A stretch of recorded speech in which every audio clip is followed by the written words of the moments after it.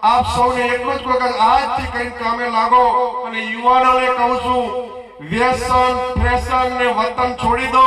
ઘણા એમ કહેશે કે વતન કેમ? વતન એટલા માટે કે આપણા પૂર્વજોની જે જમીન હોય એમાં ઘણા ભાગ પડીને જમીન થઈ ગઈ। ડોહાજી હતા એ ખેતી કરતા હતા, આજે કુટુંબો વધી ગયા તોય કે અમારાથી પોકાતા નથી ને આપણે ભાગ્યા રાખ।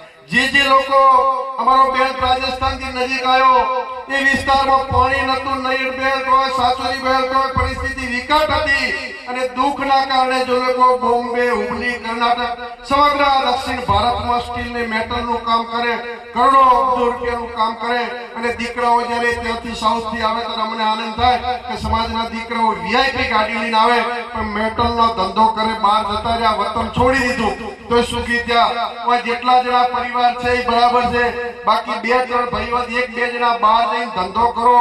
માત્ર ને માત્ર ભુવાજીઓને પણ વિનંતી કરું છું કે આપ આશીર્વાદ આપો અને જેટલા ભુવાજીઓ છો એ સમાજને આશીર્વાદ આપો અને નવા યુવાનીઓને ખૂબ દોડવાનો શોખ મૂકી અને ધંધે લાગો, કારણ કે આપણે વ્યસન ને ફેશનમાં તમામ સમાજો પતી જાય છે।